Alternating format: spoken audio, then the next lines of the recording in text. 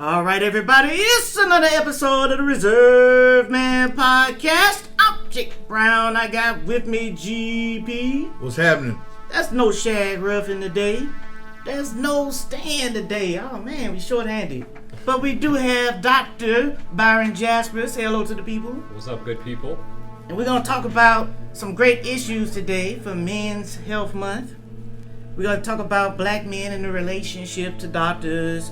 Why we not going in enough, what's going on, some of the major risk factors for us, and the difference between some of these different doctors.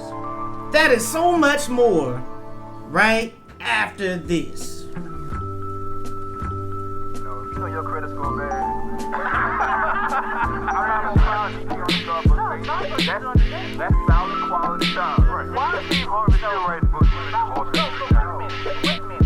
like, if I want you, I ain't saying you to Waffle House at 4 a.m. I care about you. We going to Waffle House.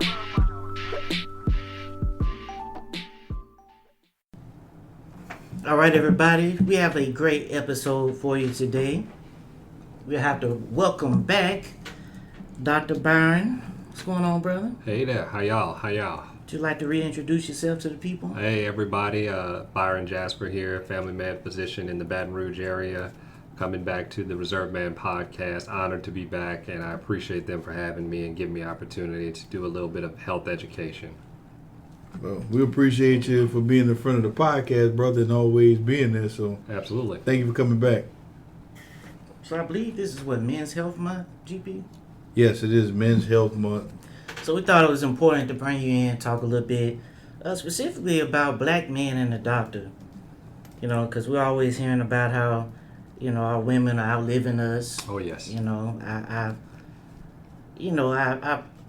can draw some conclusions in saying that probably because they go to the doctor more frequently. I would say that's accurate. Wouldn't just say more frequently. I think they go earlier on when they have issues.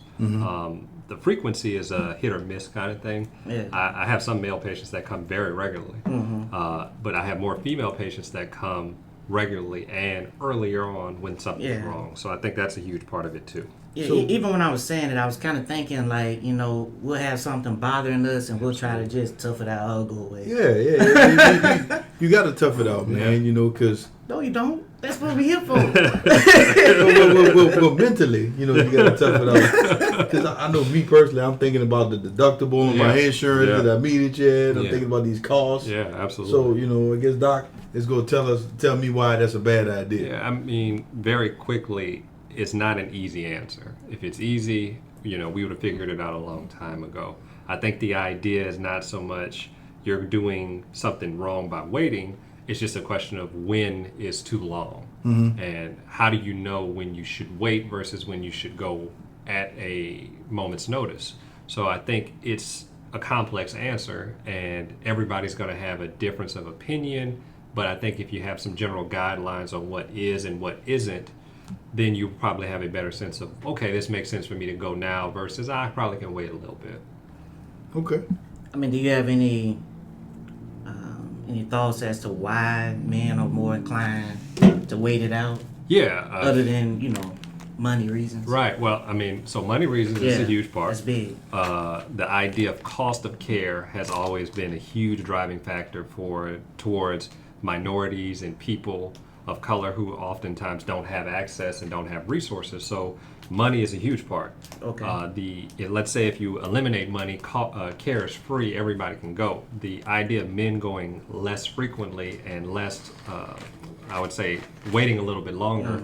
The problem I would say happens is that a lot of times men don't realize that they're human until something happens. Yeah. I have a lot of younger patients, especially male patients. The first thing they'll say is, well, I waited because it wasn't that bad. And then when it gets really bad is when they show up. And by that point, it's so far gone where, like, if you would have came earlier, we could have prevented quite a bit of things. So I think that's a huge part. And I think the other part is very much like we talked about earlier, men feel like they can't show signs of weakness. And being ill oftentimes is a sign of weakness. Makes sense. You know, and the fourth part, which I will say, and if you have a lot of female listeners, I'm pretty sure they're going to give a good head nod to this one. Men don't like to be vulnerable. And when you're often sick and ill and somebody has to take care of you, you feel vulnerable. Very. And a lot of men don't want to be vulnerable when they're sick. They want to be the strong, tough guy, and they want to be the person who can handle and do everything and not admit that I feel sick. I've had I had a very wide range of patients who've come in and family members who will call me and they are, you know, as sick as you can imagine. And in their mind, they're thinking it's not that bad. And I'm looking at them like, you should have been at the hospital a long time ago. And I can tell you story upon story, but for the sake of time, I'll just say, if you see those four things in most guys, that kind of puts in a nutshell what you think will cause people to delay care from a male standpoint. Now, of course, there's exception to every rule, but I think overall those are probably some of the things you'll see very consistently in one way or another.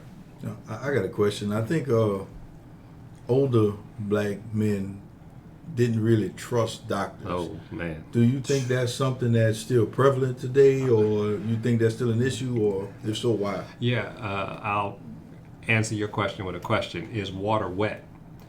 So if water is wet, then you know good and well that a lot of people don't trust the medical practice as a whole for a number of reasons. Black people can look throughout history at times where mistrust was basically fed to them from a number of people, from a number of levels, from a number of institutions, and it's kind of just carried on. The one that I reference to a lot of my students, a lot of the residents that I teach and classes that I've taught, is the Tuskegee experiment. Right. And if you don't know about the Tuskegee experiment and you are a person who deals with healthcare, to me it's kind of especially Western medicine, it's kind of like, well, why not? Right. Because that's a huge thing that went on for 40 years. 40 years of black people being mistreated, misdiagnosed, misled, and then had the misfortune of having to stay in that system because they didn't have any other resources. So that mindset has grown far-reaching generation after generation that you can't trust certain people, especially if they do certain things and say certain things and they're not good at explaining certain things. So I think overall that mistrust has been there for, let's say 3-4 generations easily. And it's only gotten worse because until you find a good healthcare professional who does a really good job of explaining, reaching out to you, getting into your health and bridging that gap, it oftentimes will be where that mistrust just stays there. And you'll have people show up, and even if you give them the best advice, tell them everything they need, tell them how to get it, tell them where to go, they still don't do it. And a lot of times it's because the person who's giving it to them didn't do a good job of explaining. They didn't do a good job of telling them that this is something they absolutely need. And it just turns into them saying, well, I hear them, but I can figure it out on my own. Or I hear it, but I don't believe it. So, and it just depends on a lot of different factors. So I will say I've talked to people in a number of ways and said, sometimes it's not the message, it's the messenger. And that doesn't mean that the messenger who gave the first bit of information is wrong. It just means that some people don't relate to certain people that look a certain way or come from a certain demographic. Some black males are more likely to listen when the message comes from a black male. There's a research article that came out, and I believe it was in California, where they did a study and they had a bunch of black males come to the doctor and they broke them up into white male physicians, Asian male physicians, and black male physicians. And the ones that went to the black male physicians had lower blood sugar numbers, if I remember correctly, lower blood pressures, and were more likely to take the information that was given to them and listen compared to the white counterparts and the Asian counterparts. Now, that's not Dr. Jasper, that's not Dr. Phil, that's not Dr. J, that's literally everybody who said, look, my doctor was this color, I'm from that same demographic, I'm going to listen. And I think that just goes to show that if you are a Spanish-speaking doctor and your patient is Spanish-speaking, I think you're more likely to listen to someone who speaks English. But when it comes to race and ethnicity, it's like, well, what's the difference? I don't see how that's complicated, because if you come from where I come from, you're probably more likely to understand what I'm going through, my resources, my pitfalls, my obstacles, the access I have and the access I don't have. So it's really easy to mistrust, But it's also, in my opinion, easy to figure out how to get that trust if you start to actually look at both sides of the coin. Yeah, I agree with all of that. But then I think some of it, like how you talked about the communication issue, Absolutely. there is a barrier, but I think some of that involves taking that extra step. I know when I first came out of school, I worked in a field where we were dealing with mostly indigent people. Absolutely. And I had spent all this time around school people, Mm-hmm. educated people, you know, from all over the country when I was in law school. And I had to learn to, I guess, speak in a more normal, more regular way. Mm-hmm. You know, stop using Legal terms. you know, big words and legal terms and all Yeah, that. right, you know, right. be more down to earth. Mm-hmm. Yeah. In order to get people to understand better. Yeah. You know what I was trying to communicate to them. Mm-hmm. And I think that's a normal thing in the medical setting. Again, I'm in a residency where I train a lot of the family medicine doctors that are going to come after me to go out and practice. And that training sometimes is telling them it's not about what you say, it's how you say it. Mm-hmm. You can talk to certain people and say certain things one way, and then you go to another room or 2 doors down and you say the same thing, and you're completely misconstrued what you're trying to get across. So I think you have to have a effective communicator right out of the gate. And then from there, with your male patients, not only is the effective communicator have to be there, you have to also meet people where they're at. You can talk to people and beat them over the head with health information. If they don't want to listen, you're kind of wasting your time. And that just comes from experience. So I have some patients where they are really educated, very sick, and they're not really motivated. So it's just basically a lost cause to do a lot of work when they're not really motivated. But then I have some people who don't really have as much education, health or otherwise, but they're super motivated. And if they're extremely motivated, you'll say, okay, they're more likely to do what I need them to do. And if I can communicate well, doesn't have anything to do with education. It has to do with me being able to communicate what they need and how they need it. So I think that's helpful across the board. And I think the other part is that you're talking about male patients specifically. That's one whole, that's a different type of communication than a female patient. Just like an elderly patient has different communication than a pediatric patient. But I think when you're talking about black male patients, you're talking about, number one, getting over that mistrust, getting to them to where they feel like they can talk to you and be honest and open, and also getting to them where you have to be able to give them what they need at that moment. You know, sometimes talking to them about diabetes, high blood pressure, all of that, when they're there just for a sprained ankle, maybe you kind of going too far. So you have to figure out a way to meet them where they're at, give them the information that they need, and then find a way to get them to come back. And that's oftentimes the tricky part. But if you do it well, they'll come back and come back and come back. Man, you know what's crazy about what you just said? Not crazy, but it's just funny to me because, you know, the whole time you're talking, I'm just listening like, wow, it's very, very important to have a doctor or have somebody care for you that you can relate to, or that somebody, not necessarily that you can relate to, but that person can relate to you. Yeah. And it's crazy how, like, I'm in sales, Jay's a lawyer, and we're talking about some of the same principles that just go across the board no matter what, being able to relate to somebody and give them what they need, and it yields better results. Yeah, I mean, if you're a person who are, like you said, you're in sales and you believe the salesperson knows what your bank account looks like, they come from where you come from, they understand what resources you have, you're more likely to buy from that person. Right. If you're a lawyer and you have somebody who literally understands the neighborhood you grew up in and the trouble that is in that neighborhood versus the legal options that you may or may not have, you're probably more likely to hire that lawyer and retain that lawyer. Right. Same thing for a And physician. listen. Yeah, and listen. Right. Listen to their advice. Right. But in the same thing for the healthcare system, a lot of the black patients that I have are more likely to listen to me, one, because I'm black, which people are like, well, that almost sounds like it's some type of prejudice or whatever. No, I think it's just common sense.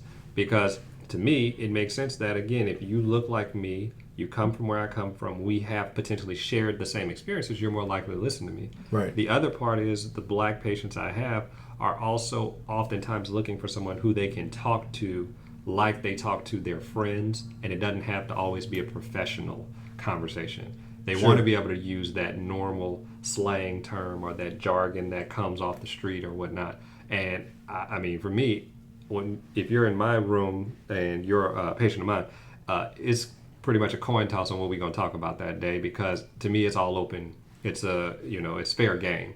So I've talked to people about grandchildren, syphilis, herpes, pregnancies, prostate cancers, surgeries on this and that. So, and it's not so much that the conversation is extremely professional, it's about what they want to talk about. And then if we're talking about something and it goes left, knowing how to go from, well, all right, we done went left to let's come back to center.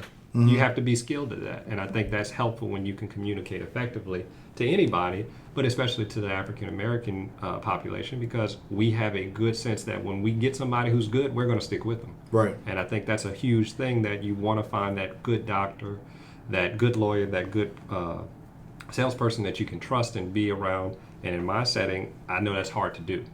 I've written plenty of things on stuff like medical mistrust. I think on my Facebook page, probably about 2 or 3 days ago, I wrote a huge post on someone sending me a text message saying, I have a coworker who went to a doctor, potentially got diagnosed with diabetes, and they just didn't trust what the doctor was saying, so they wanted to come see someone else, and they brought my name up. And I wrote a piece on, you shouldn't have to feel like it's a problem to look for a second opinion. The person that you're seeing is a person you don't necessarily vibe well with. You don't believe what they're saying. You don't agree with their tactics. You shouldn't feel guilty that you're leaving the doctor, because the analogy I used was, you wouldn't go to your barber and say, well, he messed me up 4 times, but I feel guilty going to another barber. Let me just keep getting messed up. Oh, no. Right. So, he pushed that line back one good time. One good time, right? That's it. He nick you one good time, you ready to go. The beautician, same thing. If they getting permed and all of a sudden that hair start to fall out, you're not going to say, well, that one perm was an accident, let me go back 3 times. Right. But in a healthcare setting, they go and they get misdiagnosed, misinformation, you name it, it's happened. And I've heard people say, well, I'm going to keep going to that doctor because he knows my history. Don't sound like he know too much if he keep on messing you up. So in my opinion, you have to be able to feel comfortable seeing who you're going to see and feel like you're going to have that trust with that person, and it continues. And with that, it can change. You may have a doctor that you rock well with for 4 years, and then something changes and you need a new doctor. To me, that makes sense, because some people change. You evolve, you grow, the needs that you have, one doctor does well, and then you grow into another situation, you need a different kind of doctor. Don't stick with the same person if they're giving subpar treatment. And if you get the right person and they do a good job, keep them. But at some point in time, don't feel like there's a problem where you have to be loyal to a person who's giving you something that you don't need, or things that you don't really have an ability to use.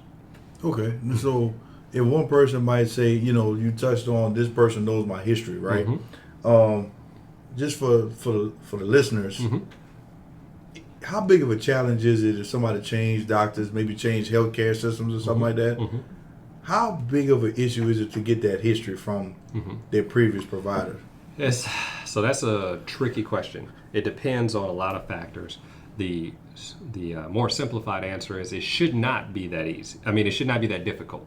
It should be rather easy to go from Dr. A to Dr. B, and Dr. B is able to get the records from the first person. But some doctors that you're in one office, their medical release process is so difficult that you may not ever get your records. And I've seen that happen, where I've had patients that go to a hospital or a clinic and we'll request records 3 times and never get them. But what I will say to combat that is, if your provider, whether it's a nurse practitioner, a doctor, or physician's assistant, whatever, is good, they can benefit from those records, but they don't use those records as their crutch to say, well, I can't give you good care because I don't know your history. Because for me, oftentimes I request records once, and if I don't get it, then that's cool, because that means that I just got to do it myself. And I take that as a challenge to get that person what they need, even if I don't have the records. And if your doctor is good, then I think they'll be fine with it. So should it be easy? Yeah, but it's oftentimes not. But I just think that makes it to where you'll find out who's really good at what they do. Because if you say, well, he never got one shred of medical information, but he still gives me better care than the person who had all my medical records, I think you'll say, okay, I see what the difference is. And it's almost one of those things like, you don't know good food until you've had good food. So you think your food you're eating is real good. So you don't know good medical care until you get it. And when you get it, you're not going to go somewhere and be like, he all right, I'm gonna stick with you. Like, oh no, this ain't what I signed up Right, for. right. Y'all can't do X, Y, and Z. I gotta go. And that's why I said that's what happens a lot of times. A lot of people don't know what good care is, so they just stick where they're at because they're afraid to go somewhere else and get worse. But for me, I often tell people, look, doctors ain't good. You need to move on because your health is probably the biggest commodity you have. And if that's the case, why keep wasting it on people who don't take it as seriously as you are? It is, fellas. We can't roll our dice on our health. At all. You know, that is the wrong profession to be relying on blind loyalty. Right. You know, get that if it don't feel right, get that second opinion. It can't hurt. Yeah, absolutely. Absolutely. So we're gonna take a quick break, and we're gonna be back with more right after this.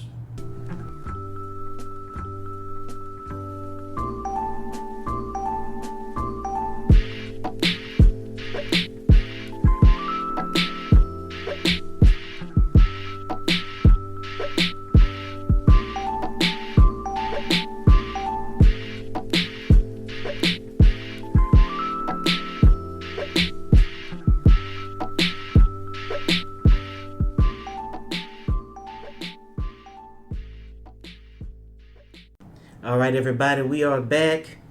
So before we move on, I just kind of want to touch on one little thing that, from our previous conversation, which is how would you recommend that someone goes about articulating that to their current doctor? Say they don't feel comfortable in his diagnosis, it's not adding up, something doesn't sound right, they would like to get a second opinion. A lot of the time they terrified of offending him or, things like that.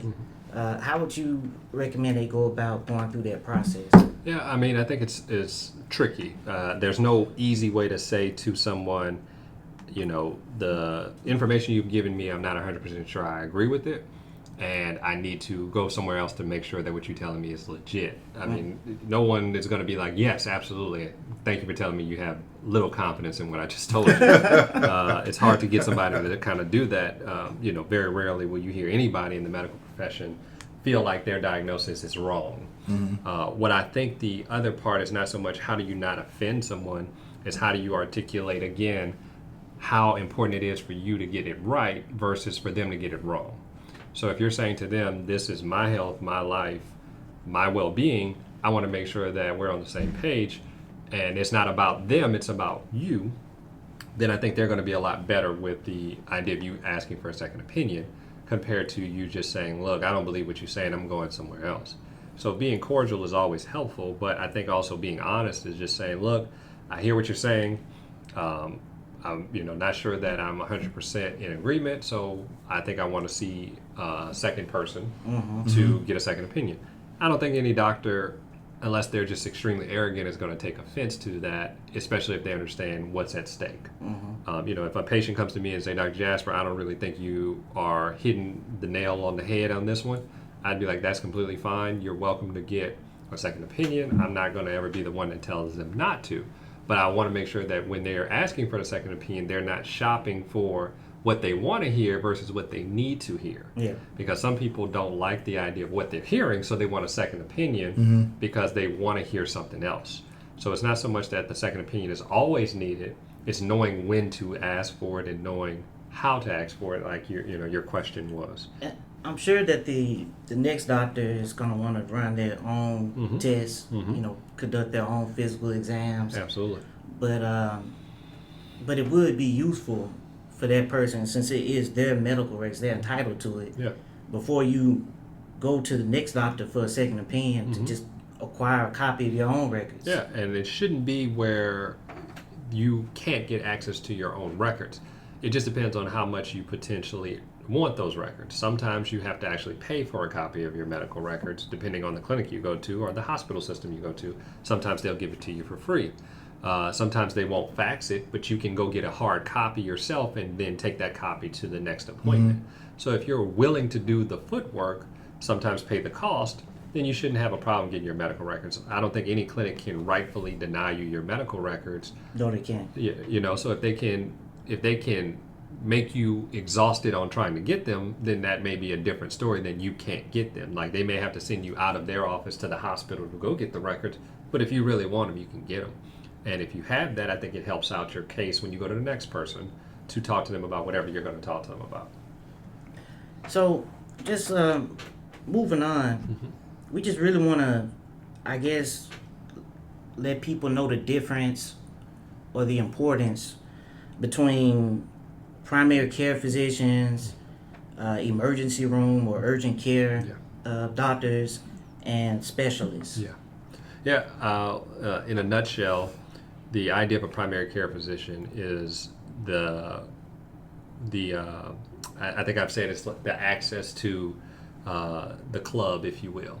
Okay, so we're gonna go left field because I told you I do a lot of analogies when I do my Go care. ahead, brother. So you got to get across, fam. Drop that parallel. Right. So, so if you're trying to go into a nightclub, you have to get access to the club. So the primary care physician is oftentimes the person standing at the door trying to get you access to whatever it is you need and point you in the direction where you want to go. You know, you're going this place to VIP, quote unquote, that may be your specialist, versus you're going this place and that's over there by the DJ booth, that may be over there by the urgent care because that's where everybody is trying to get their groove on real quickly, if you will. So if you're saying, well, in a practical sense, what is it? Primary care physicians, primary care practitioners, whatever, are people who oftentimes are the gatekeepers.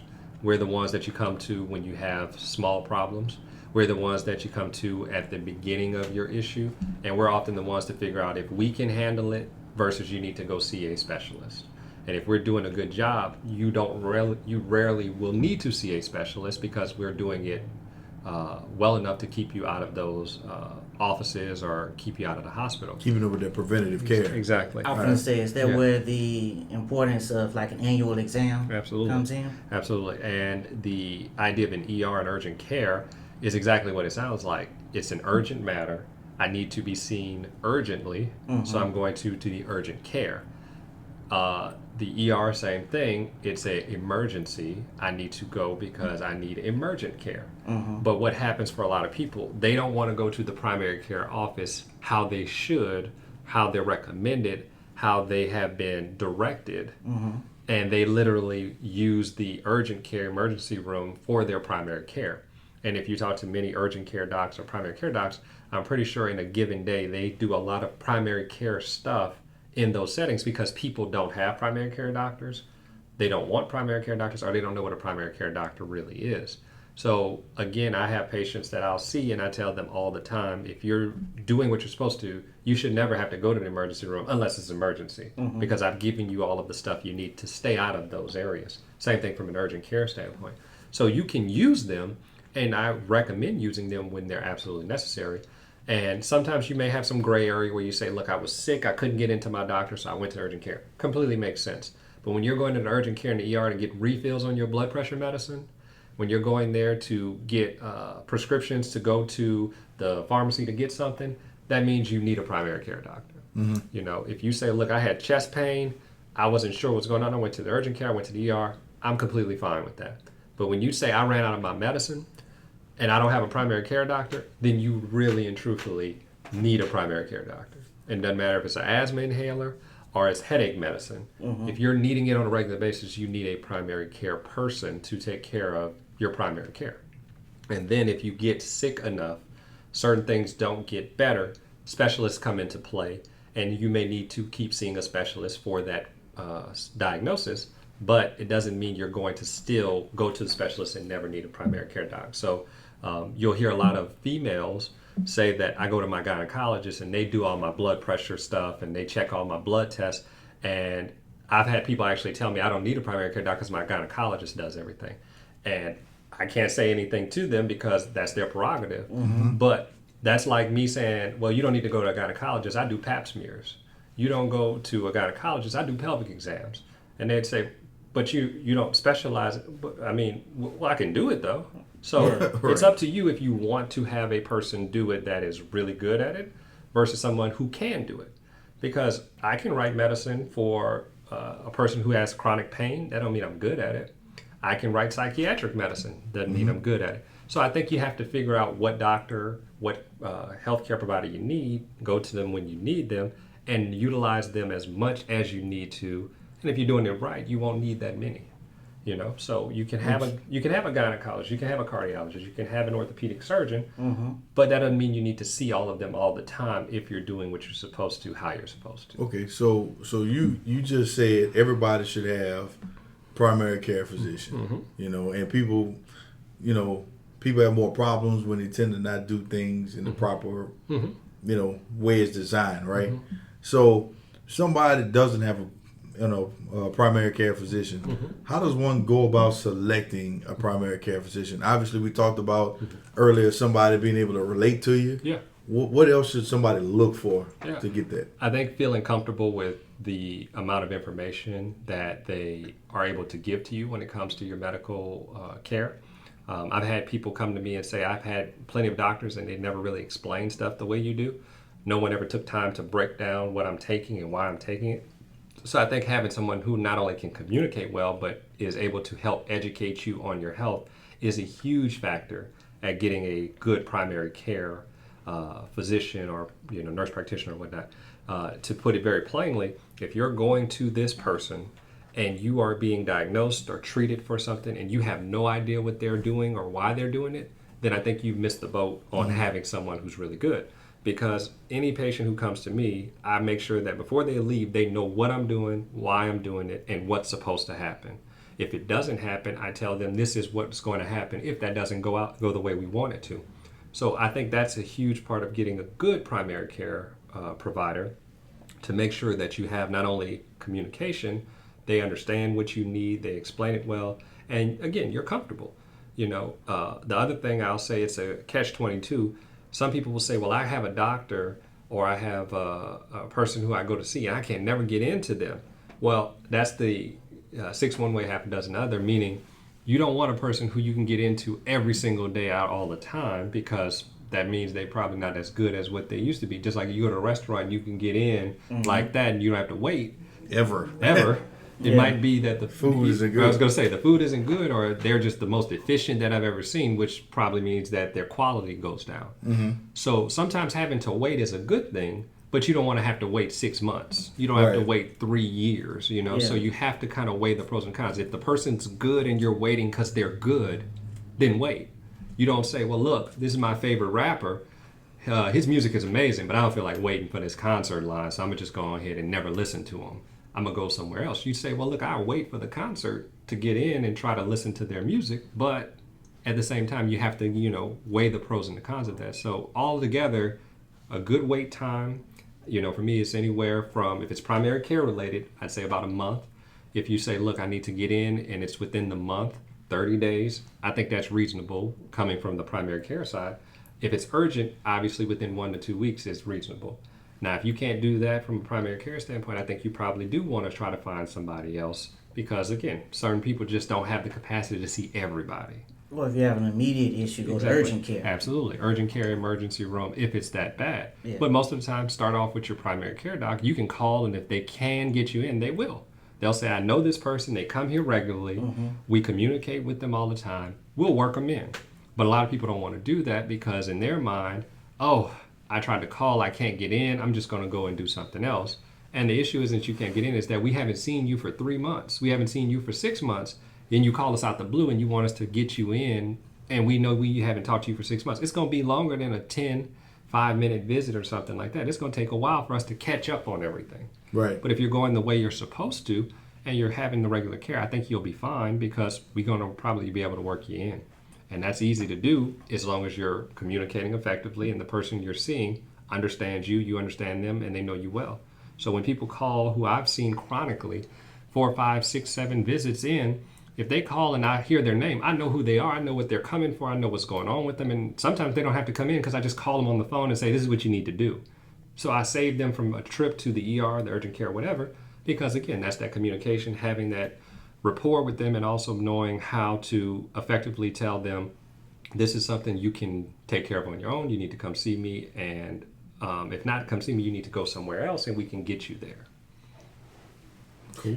All right, everybody, we're going to take a quick break, and we'll be back with more right after this.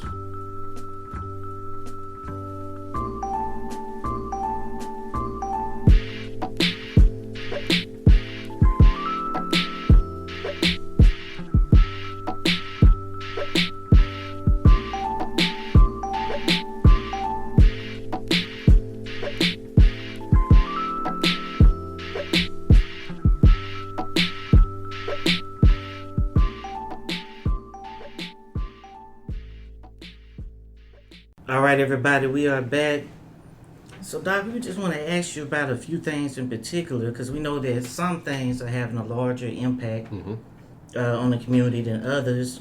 For example, diabetes, high cholesterol, HIV, heart disease. So, I mean, we feel like a lot of people hear about these things, but they don't understand the long-term consequences. Yeah. I mean, aside from death, obviously. Right. Like what having high blood pressure over time can do to you physically. Yeah.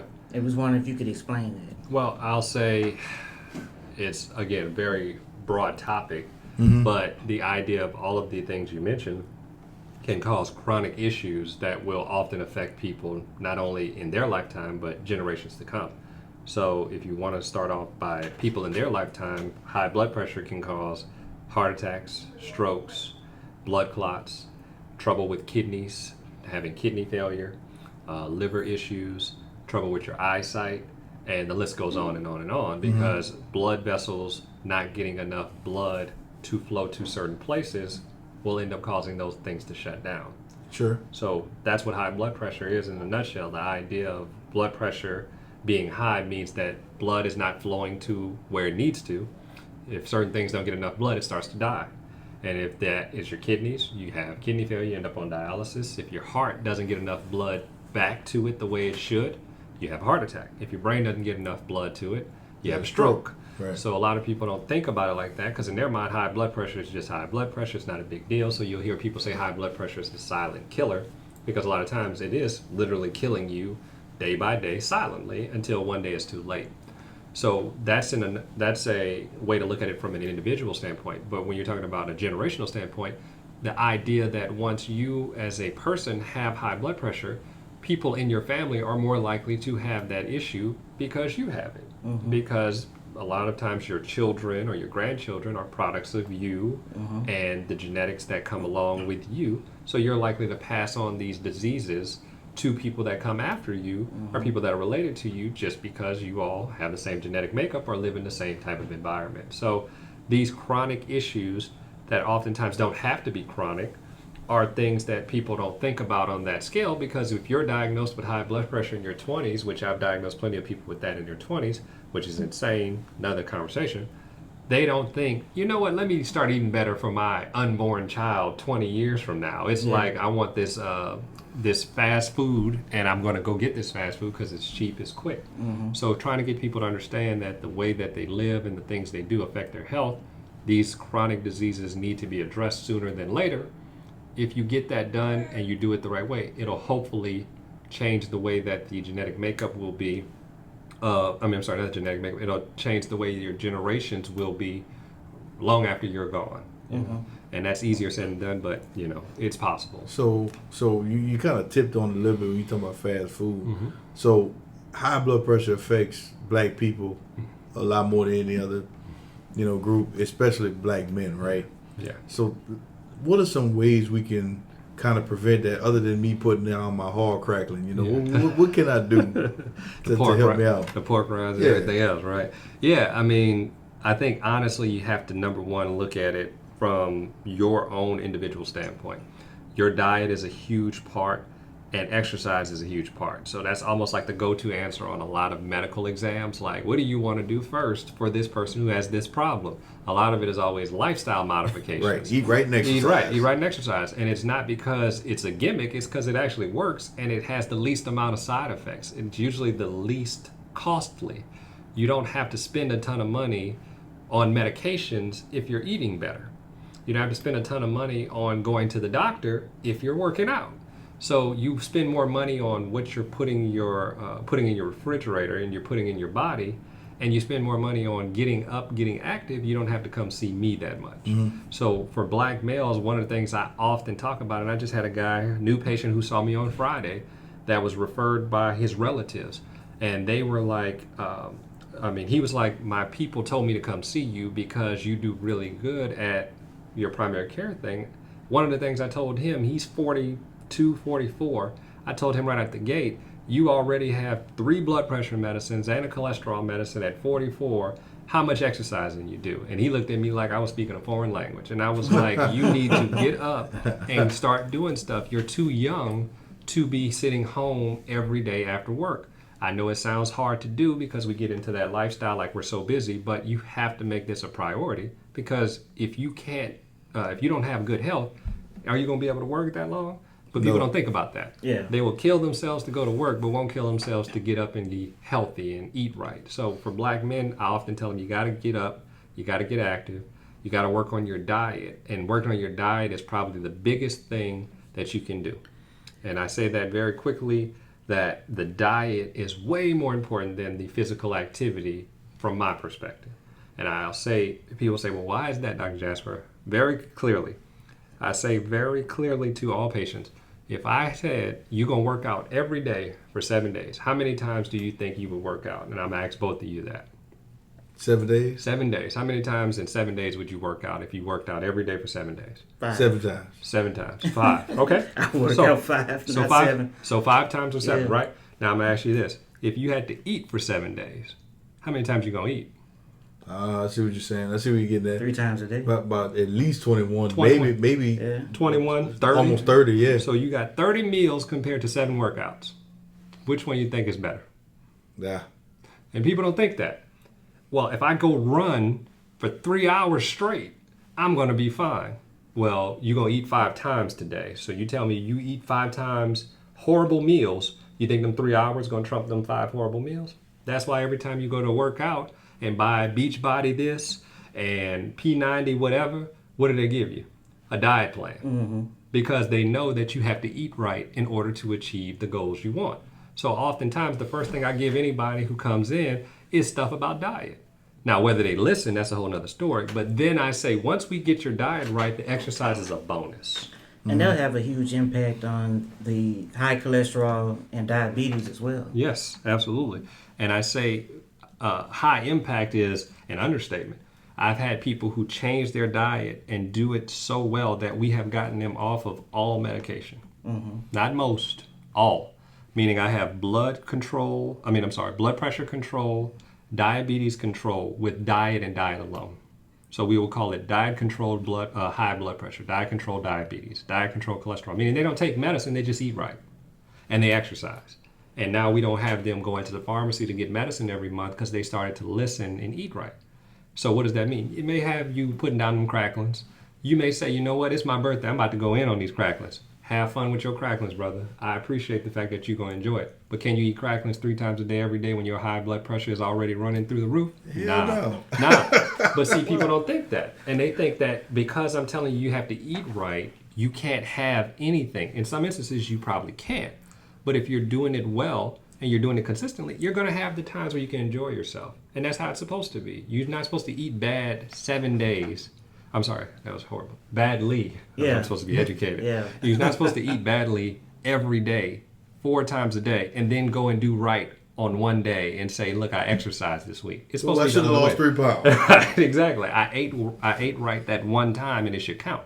No, you got to eat right majority of the time and have your enjoyment. And the same thing, exercise majority of the time and have the days you take off. And if you do that, I guarantee a lot of the health problems that we are chronically affected by will change. And it's going to take a huge effort to change that whole mindset for African American people, black males for the most part, because again, we are oftentimes trained on certain stuff from when we were children up to when we're the parent and grandparent that it's hard to change our minds because that's what we grew up with. Okay? Well, when we were growing up, man, we had a family friend. It was like one of my uncle's best friends. And it was so strong, man, that mindset. Like, he had diabetes, but he just couldn't give it up. Yeah. Like, I watched, and I'm a child, but I watched as they got a couple of toes. You know, still coming over, fried chicken, cake. You know, a little later, they got half the foot. Yeah. Yep. You know, still, you know, hey, well, just give me one piece of cake. Yeah. Right. Right. And that's why I said it's insane, because you would say this is killing you. Not joking, not being, exaggerating. You are legit dying from this, and you just keep doing it. It just makes me really upset. Not in a like I'm pissed off kind of way, but upset like, what is it going to take for me to get through to you that you need to stop doing this? And I'll be honest, sometimes it never happens. I've had people where I can sit there for 3 hours and lecture, beg, plead, give them handouts, call their parents, call their siblings, call their spouses, call their children, and it don't make a difference. So it has to be the person wants it as much as the healthcare provider. And then when you all get on the same page, it'll work out very well. But the idea is it's not as simple as just saying, well, eat better. So if your doctor, your nurse practitioner, whoever comes to you and says, Mr. Smith, you got high blood pressure, you need to eat better. If they don't explain to you what eating better means, trust me, you need to find somebody else. That's my next question, because bringing it close to home, I'm a black man who was raised in South Louisiana. You know, I mentioned my hog crackling. Black people, we love pork. We love boudin. We burn flour and put it at the base of everything. We eat white rice with everything. What are some of these foods that we're eating that are destroying us and that we need to back off of? Yeah, it's going to hurt a lot of people's spirit potentially when I say this, but if it's fried, it's probably not great. There are ways that you prepare food, and it's not just the food itself, it's how you prepare it, that will oftentimes set you up for failure. So no more collard greens and pig fat? Well, again, I'm not going to say you can't have it. It's how you prepare it. The problem oftentimes is we have been so ingrained in how food is prepared that we don't realize there are other ways to prepare it. So we've been so ingrained that frying fish in this kind of way is the only way to fry fish. So you're frying fish this way from 20, 30 years, 2-3 generations, that when it's your turn to fry it, you can't fry it any different because you then messed the recipe up. And now you're going to be subjected to eating that way for another 20, 30 years, and your children are going to do the same. So when I get through to a person that you have to learn how to eat differently, and hopefully you can do both, then sometimes they're like, you know what, it's not that bad. We just had to kind of try it. It's just getting people to try stuff that they're not used to trying because they're often afraid to do that. And people are afraid of what they don't know. So when you get them to finally buy in, it's like magic. I've had parents come in and they finally get it, and their children are eating different, and their children are losing weight, and their children are healthier and have more energy, and they're sleeping better, and they're doing all this stuff, and they're like, Dr. Jasper, you're so smart. And I'm like, I didn't teach you anything that wasn't already there. I just got it communicated to you in a way that you were able to receive it and use it. So the idea of preparing foods is tricky. You might love, and I'm not being funny, you might love fried food. I would say if you love it, find a way to get it in, but it can't be your staple every day. That's just like if you drank water all time, every time, and never drank anything else. People say, well, isn't that good? Well, if you drink too much water, you drown. So the goal is to make sure you're drinking enough water and mixing stuff in that is appropriate. You can probably have fried food, but you have to make sure it's not the abundance of what you're eating. So everything is called balance. That's why you'll hear us say you need a balanced diet. And if you're eating a balanced diet, you'll be fine. And I think, again, you don't have to always cut certain foods out unless you're in certain categories. And then if you're doing it the right way, you can have all those things. You can have your desserts. You can have your fried fill in the blank. You can have your pork fill in the blank if you choose. You just have to make sure you're preparing it the right way and eating a balance where you're not eating that every day. You can't go get the fish plate 5 times out the week and say, well, you know what, fried fish plate every day during lunch is healthy, because you know what, I'm only eating this kind of fish, I'm not eating this kind of fish, and I'm not getting the bread with it. Like when you start reasoning with yourself what you're doing, that's when you get into trouble. And you don't have to reason with us, the healthcare professionals, when you're eating the right stuff, because when we check your labs, we already know you're doing the right stuff. When we look at your blood pressure, we know. When we look at your weight, we can see it. And you're going to probably tell us you feel better when you're doing the right stuff. So it's a lot of the idea of preparing certain foods, eating the right foods, all that. It comes with balance. So we're going to ask you about one more problematic thing, and we're going to move on to something more fun. Yeah. we just need the ladies to know at what age do they need to make sure that they men go get this prostate exam. Right. So prostate is a tricky situation, and I'll be honest with you. Prostate in the male population is not a clear-cut issue, depending on who you talk to. If you talk to a urologist, the doctor that deals with the prostate and all of the other male parts, for the most part, they'll often say you check the prostate very regularly because that's what they do. That's the type of doctor they are. When it comes to primary care, there's a bunch of stuff out right now that says that if a person doesn't have symptoms, they don't have a family history, they don't really have any issues, you don't mess with it. Because people oftentimes will die with prostate cancer compared to dying from prostate cancer. But then when you add in the idea that African American males are the ones that get it most often and often are most affected, then that also changes things, in my opinion. So the answer to that is there's not a clear cut, you do it at this age.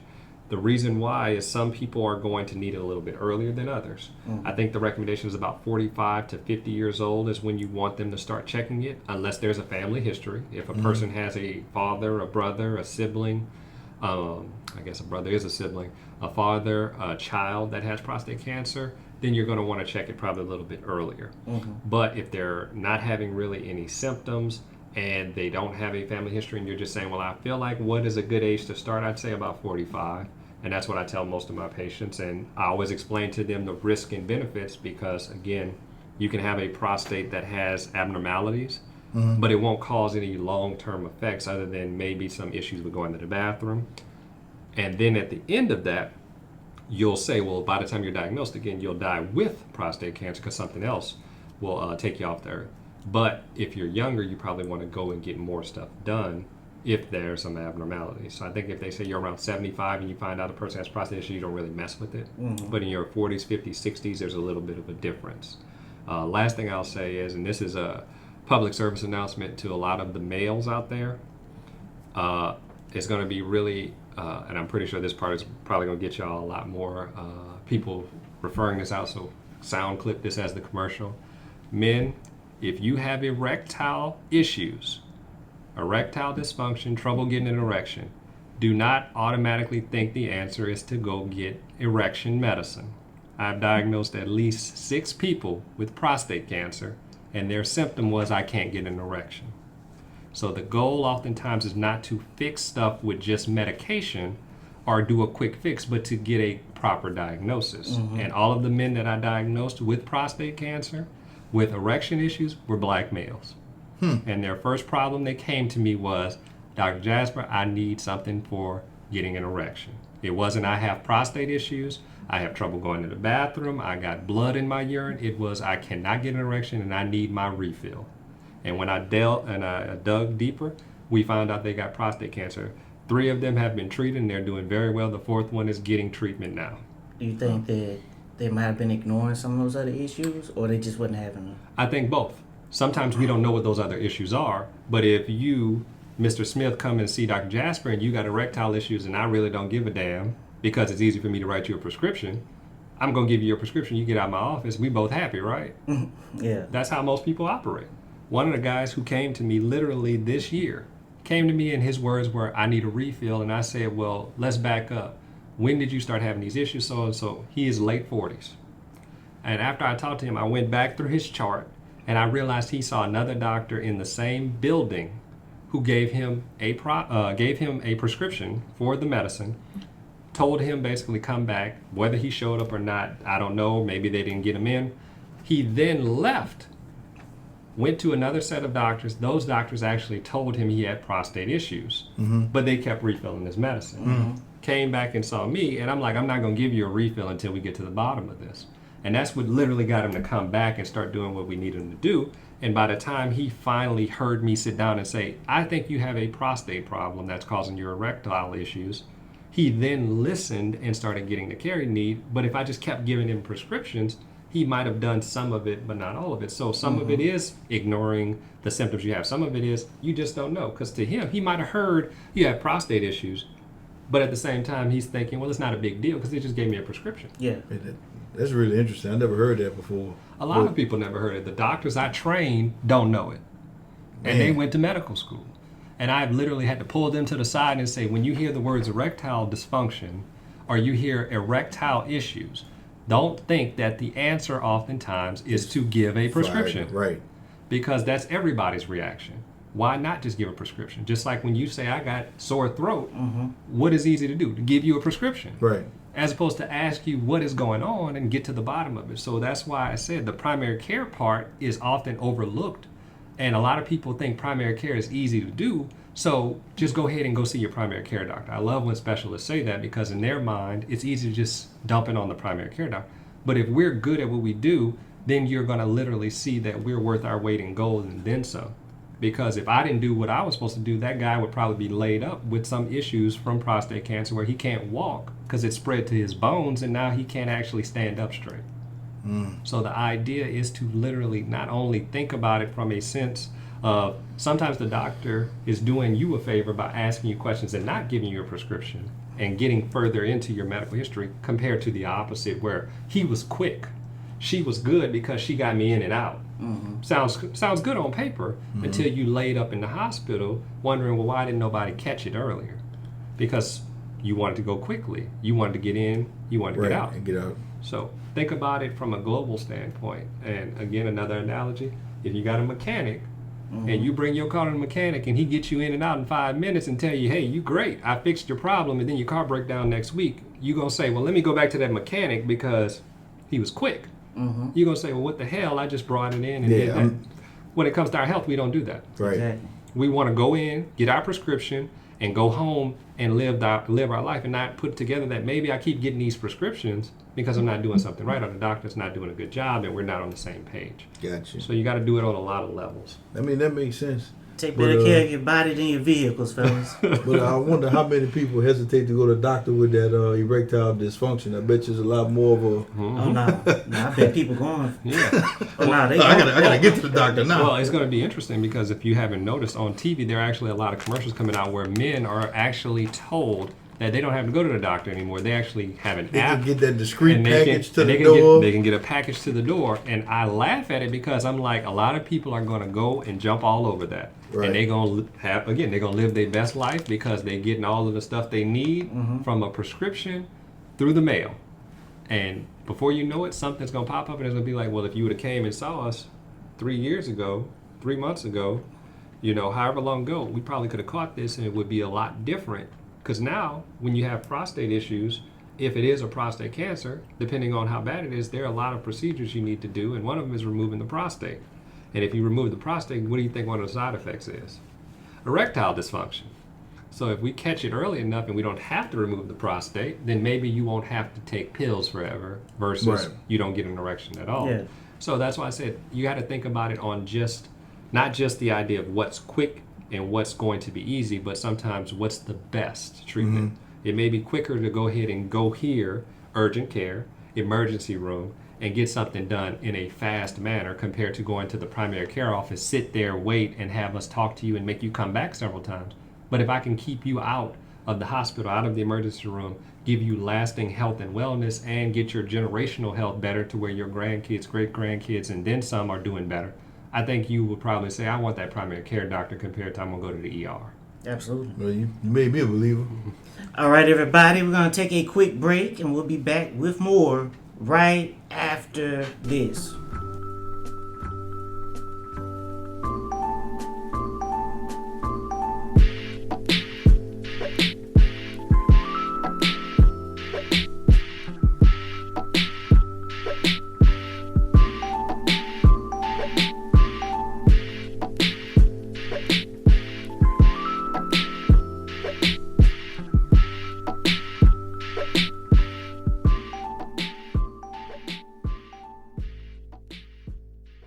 All right, so we're back. Let's see here. Last time we asked you about your top 5 MCs. So we're gonna ask you, give us your top 5 black sitcoms. Let's see.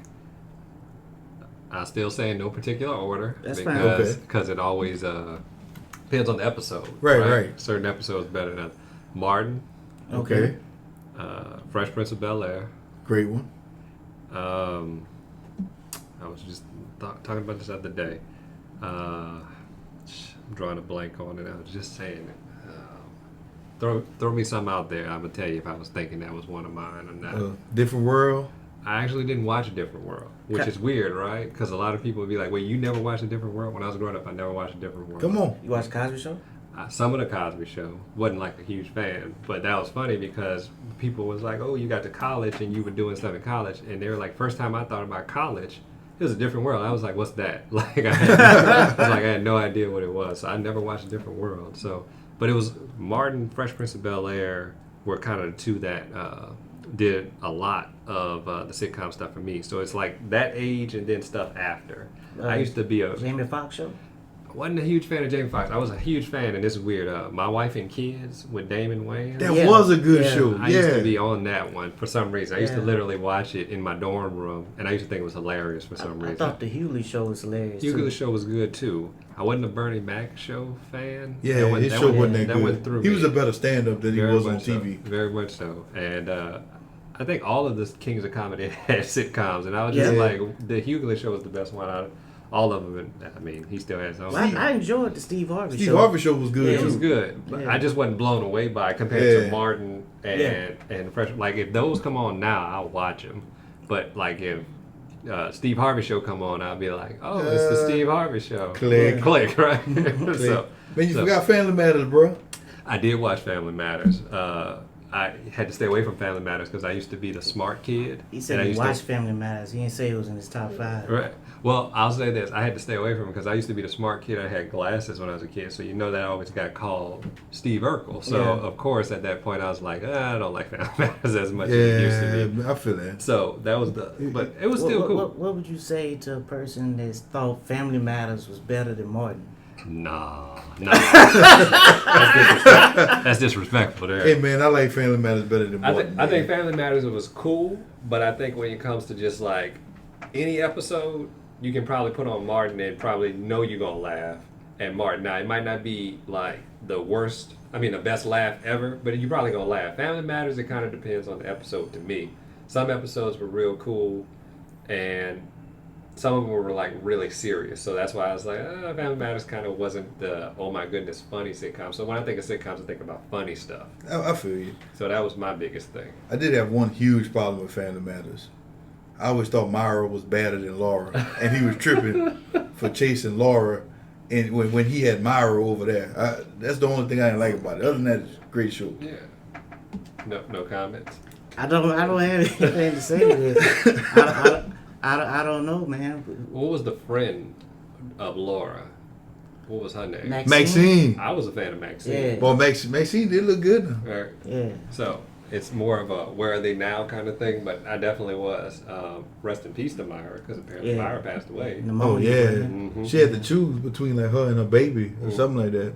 That was sad, man. Very much so, and that's why I said it's interesting. And I was saying that the other day. I was watching some of the sitcoms, Martin specifically, and I was looking at Martin. I was like, out of all people on Martin, who would have thought Tommy would be one person who passed away first out of the whole cast? Then you look at Fresh Prince of all that dope Martin did. Right. Well, Fresh Prince of Bel-Air, Uncle Phil. Yeah. Passed away. So if you get the gist, it's funny how it comes back full circle. We were talking about black health, black males. Yeah. Right. And you can see that that's something that even transcends into celebrities and things like that. So, we got to do a better job of taking care of ourselves, no matter if you're a celebrity or not. It's just more so being mindful that you are human and it can be done. But if you don't, there's a consequence. Yep. Major consequence. GP, why don't you hit us with that black prominent figure, brother? Oh man, I got it for you. I thought it would be appropriate to discuss a doctor since we had Dr. Jasper with us today. So we're going to talk about one Dr. Alexa Gandhi. No, she's not the lady that Alexa's named for the little Amazon smart home thing. She should but she should be, because this lady is brilliant. So she was born in 1950. She attended the University of Michigan, and studying in Michigan, she became the first board certified neurosurgeon as an African American woman. Wow. So, that's big. and think about it, in that time period for her to accomplish that, That's huge because she had to accomplish that in the 70s. Right. So big ups to Dr. Gandy. Shoot, neuro probably the 80s when she finished. Matter of fact, she served as the chief of neurosurgery at the Children's Hospital in Michigan from 1987 to 2001. That's big. So I'll put it into perspective. A lot of people, when you think neurosurgery and you think about black people, it usually comes with one person, and that's Ben Carson. Right. She was before Ben Carson, if I'm remembering that Really? correctly. If I'm remembering that correctly. So don't quote me on that, but I think she was doing her thing before he did his. I could be wrong, but if that's the case, that goes to show you not only was she the first female, But she was the first black. Period. Right. So people don't think about, oh, well, it's Ben Carson because he has a little bit of a celebrity to him in his story. Right. But I think she was there before him. I'm just glad to see that we have an alternative. Yeah. Ladies and gentlemen, I we are have someone talking else to think about. We're talking about Ben Carson for his medical achievements, not for his crazy politics. Yeah. So that's why I say when it comes to her, she had a lot more of probably obstacles just because if she's not only the first, she's the first female. Yes. Yeah. And you're talking about a profession, not only is it dominated by males, it's dominated by white males in a highly specialized, like super specialized. Neurosurgery is really hard to crack into, period. So you're not only getting into that, you're the first and probably the only black female. I'm pretty sure her program probably had no other black people in it in a while. And she's the first and she made it. Oh man, that's amazing. Because it's hard enough to get to med school. And I went to med school in 2000s to 2010. She went in 1960, 1970s, maybe? Yeah. Yes. 70s. So that's hard to do and finish and be the first. So yeah, that's impressive. Right. Doc, why don't you tell the people where and how to find you? Oh, absolutely. So I'm in the Baton Rouge, Louisiana area in case you are local. So I do work at two different locations. One of the locations I work at is Baton Rouge General, doing primary care at the Family Health Center.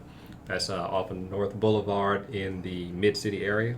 And I see patients there and do a lot of training of the family medicine residents. So teaching them how to practice medicine, what they are going to potentially do when they leave. I'm one of the people responsible for that. We have a pretty good team over there, so definitely come and see us.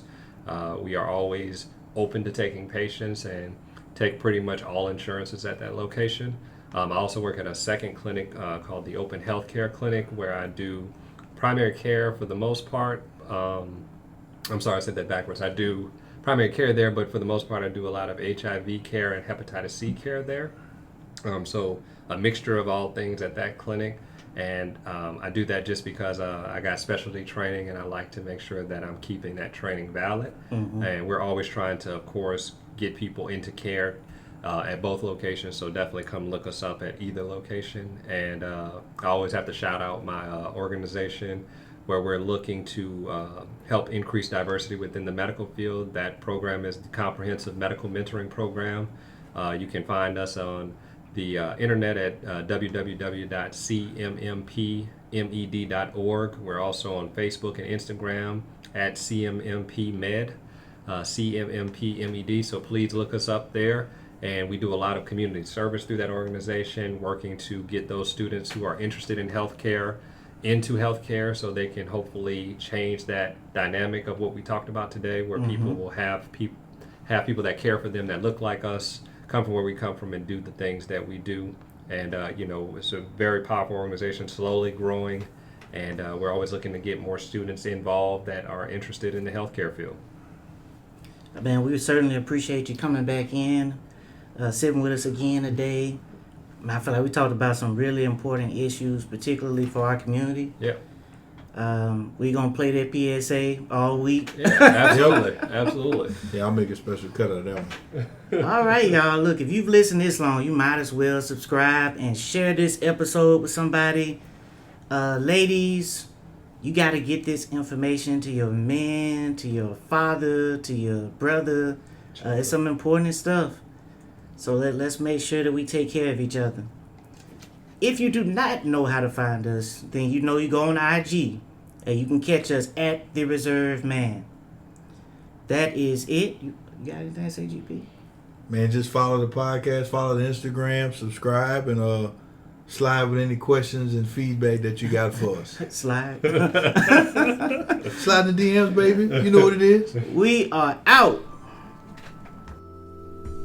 You know your credit score, man. I'm not gonna proud you on the star, but that's solid quality time. Why is Steve Harvey still right